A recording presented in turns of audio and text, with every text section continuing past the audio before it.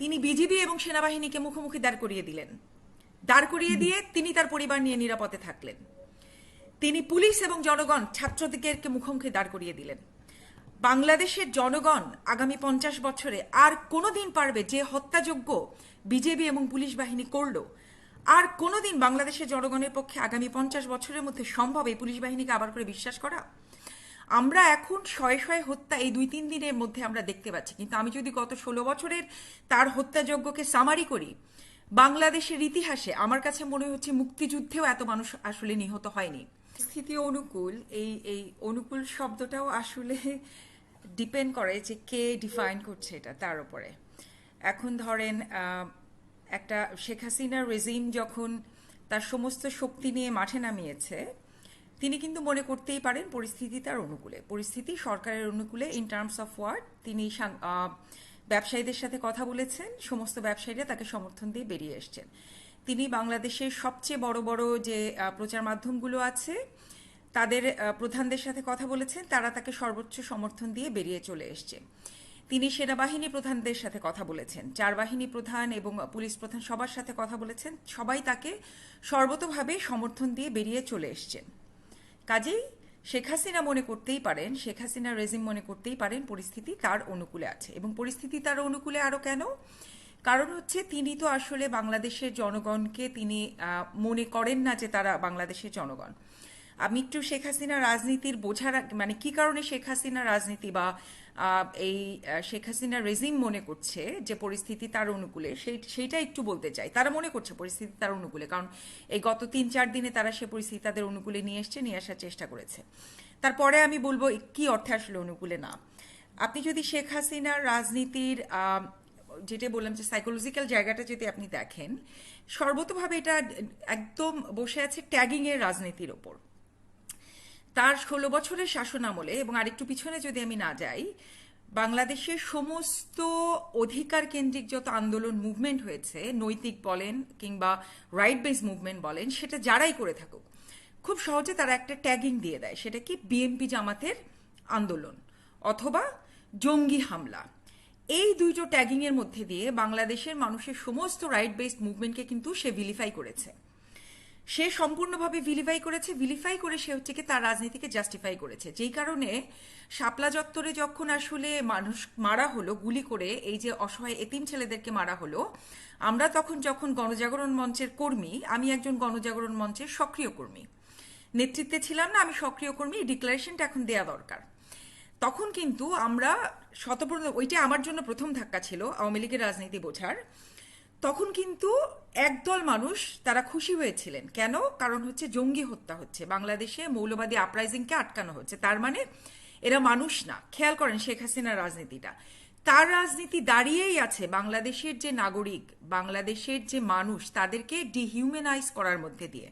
মানে একদলকে উনি সর্বতোভাবে চিহ্নিত করেন যে এরা আমার মুক্তিযুদ্ধের চেতনার পক্ষে না, এরা ইসলামপন্থী অথবা এরা বিএনপি জামাত, তার মানে এরা বাংলাদেশের সম্পূর্ণ নাগরিক না, অথবা এরা মানুষ না। এই সমস্ত ট্যাগিং বা ভিলিফাই করার মধ্যে দিয়ে উনি কিন্তু ওনার প্রতিটি হত্যাকে জাস্টিফাই করেছে।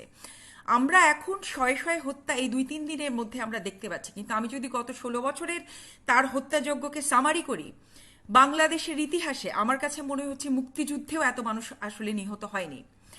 এখন মুক্তিযুদ্ধে যখন হয়েছে, পাকিস্তান সেনাবাহিনী তারা বাংলাদেশি সেনাবাহিনীর চেয়ে যে কোনো অর্থে পরাক্রমশালী ছিল।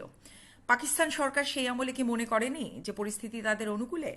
পাকিস্তান সরকারও মনে করেছিল পরিস্থিতি তাদের অনুকূলে, ব্রিটিশ সরকারও মনে করেছিল পরিস্থিতি তাদের অনুকূলেই আছে, শেষ দিন পর্যন্ত মনে করেছিল পরিস্থিতি তাদের অনুকূলেই আছে, এরশাদ সরকারও মনে করেছিল পরিস্থিতি তার অনুকূলেই আছে। ঠিক আছে, প্রতিটা সরকার, রেসিস্ট সরকার, এই ফ্যাসিস্ট সরকার মনে করে পরিস্থিতি তার অনুকূলেই আছে।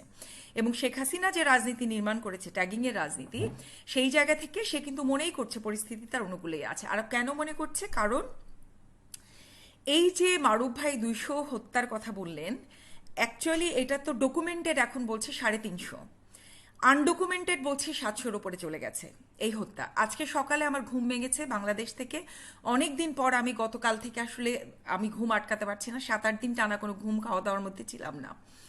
প্রথম যে মেসেজটা আমি পেলাম, মোহাম্মদপুর লালমাটিয়ায় থাকে আমার এক ছোট বোন, সে লিখেছে যে আপা, মোহাম্মদপুরে এমন কোনো বিল্ডিং নাই যেখানে একটা সন্তান মারা যায় নাই। এমন কোনো বিল্ডিং আপনি পাবেন না। যেদিন হচ্ছে গিয়ে ব্ল্যাক আউটের ঘোষণা দিল, সেদিন বাবা মারা তাদের স্কুল কলেজে পড়ুয়া ছেলে মেয়েদেরকে আটকে রাখতে পারছিল না। এইটা হচ্ছে ঘুম ভেঙেছে আজকে সকালে আমার এই মেসেজটা পেয়ে। তাহলে এই বাংলাদেশও সত্যি। শেখ হাসিনা যদি মনে করে থাকেন যে শুধুমাত্র হত্যা, এখন আরেকটা মুশকিল হয়ে গেছে কি, শেখ হাসিনা তো আসলে রাস্তা দিয়ে হাঁটছেন না। শেখ হাসিনা রাস্তা দিয়ে হাঁটছেন না, তাহলে হত্যাযজ্ঞ কারা চালাচ্ছে? তার যৌথ বাহিনী চালাচ্ছে, পুলিশ বাহিনী চালাচ্ছে। সেই জায়গা থেকে শেখ হাসিনা মনে হতেই পারে পরিস্থিতি তার অনুকূলে।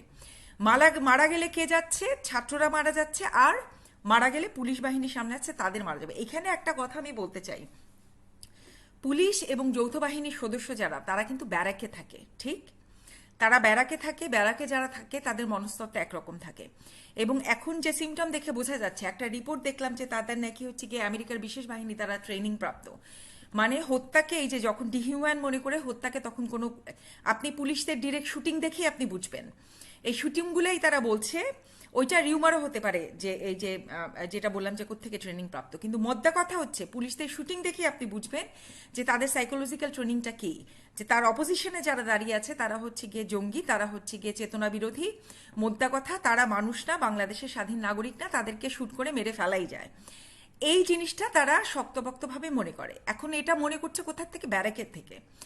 এখন এই জায়গাটা আমি মনে করিয়ে দিতে চাই, যে পুলিশ বাহিনী ব্যারাকে থাকছেন, তাদের পরিবার কিন্তু ব্যারাকে থাকে না। তাদের পরিবার কিন্তু সামাজিক মানুষ। তাদের পরিবার থাকে রংপুর, খুলনা, যশোর, এই সমস্ত সামাজিক জায়গায়। এই কথাটা আমি আসলে একদম সুস্পষ্টভাবে বলতে চাই, যে সেনাবাহিনীরা ব্যারাকে থাকেন, যে পুলিশরা ব্যারাকে থাকেন, তাদেরকে এই যে জনগণের মুখোমুখি দাঁড় করিয়ে দিল, তাদের পরিবার আত্মীয় স্বজন কিন্তু সামাজিক মানুষ, তারা কিন্তু সমাজে থাকেন, সমাজে চলাফেরা করেন, তাদের সন্তানেরা কিন্তু সামাজিক স্কুল প্রতিষ্ঠানে পড়াশোনা করে। এই কথাটা আপনারা মাথায় রাখেন। শেখ হাসিনা চতুরভাবে যেটি করলেন, শেখ হাসিনার পরিবারের প্রতিটি সদস্য দেশের বাইরে থাকে, নিরাপদে থাকে। তারা পররাষ্ট্র নিরাপত্তা নিয়ে থাকে, তারা কূটনৈতিক নিরাপত্তা নিয়ে থাকে, এমনকি প্রবাসীরা চাইলেও তাদের বাসার সামনে ঘেরাও দিতে পারবে না। এই কথাটা আমি আবার বারবার করে বলতে চাচ্ছি। আপনারা খেয়াল করেন, বাংলাদেশের রাজনীতি দাঁড়িয়ে আছে কিন্তু গেরিলা হামলার রাজনীতির ওপর। বাংলাদেশের রাজনীতি, যে কথাটা আমি বারবার বলছি, বাংলাদেশের রাজনীতি দাঁড়িয়ে আছে আন্ডারগ্রাউন্ড রাজনীতির ওপরে। ঐতিহাসিকভাবে আন্ডারগ্রাউন্ড পলিটিক্স হচ্ছে কি সত্যি, শুধু ধর্মপন্থীদের জন্য, ইসলামপন্থীদের জন্য সত্যি সেটা না, সেটা বামপন্থীদের জন্য সাংঘাতিকভাবে সত্যি আন্ডারগ্রাউন্ড পলিটিক্স এই দেশে। তাহলে শেখ হাসিনার রাজনীতিটা দেখেন, যেটা গতদিনও আমি আপনার টকশোতে বলেছিলাম হাসিনা আপা, আজকে আমি আবার করে বলতে চাই, তিনি বিজিবি এবং সেনাবাহিনীকে মুখোমুখি দাঁড় করিয়ে দিলেন।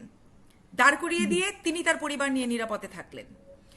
তিনি পুলিশ এবং জনগণ, ছাত্রদিগকে মুখোমুখি দাঁড় করিয়ে দিলেন। বাংলাদেশের জনগণ আগামী 50 বছরে আর কোনোদিন পারবে, যে হত্যাযজ্ঞ বিজেপি এবং পুলিশ বাহিনী করলো, আর কোনোদিন বাংলাদেশের জনগণের পক্ষে আগামী 50 বছরের মধ্যে সম্ভব এই পুলিশ বাহিনীকে আবার করে বিশ্বাস করা? কোনোদিন কেউ কোনোদিন আবার করে এই ট্রাস্টটা পারবে? তাহলে আপনি চিন্তা করেন, একটা রাষ্ট্র দাঁড়িয়ে থাকে যার ওপরে,